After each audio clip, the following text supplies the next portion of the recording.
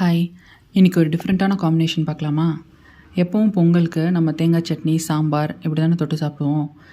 எங்கள் அம்மா எப்படி பண்ணுவாங்கன்னா, ஒரு நாள் தக்காளி குழம்பு வைப்பாங்க, ஒரு நாள் அவியல் பண்ணுவாங்க. இதுக்கு செம்ம டேஸ்ட்டாக இருக்கும்.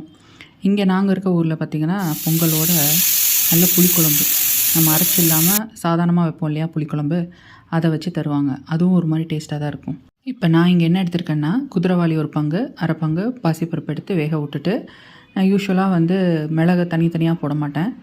இஞ்சியும் ஜீரகமும் ஃபஸ்ட்டு ஒரு ஓட்டு ஓட்டிட்டு, அதுக்கப்புறம் குறுமிளகை போட்டு ஒரு லைட்டாக குறைன்னு அரைச்சி எடுத்துகிட்டு, நெய்யில் முந்திரி பருப்பு, பச்சை மிளகா போட்டால் ஒரு தனி டேஸ்ட் இருக்கும்.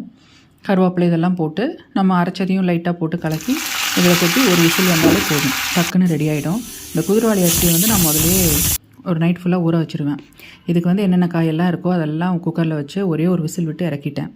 இதுக்கு தேங்காய், கொஞ்சம் இஞ்சி, பச்சை மிளகா, ஜீரகம், கொஞ்சம் ஒரு கைப்பிடி பச்சரிசி போட்டு நல்லா நைஸாக அரைச்சிக்கோங்க.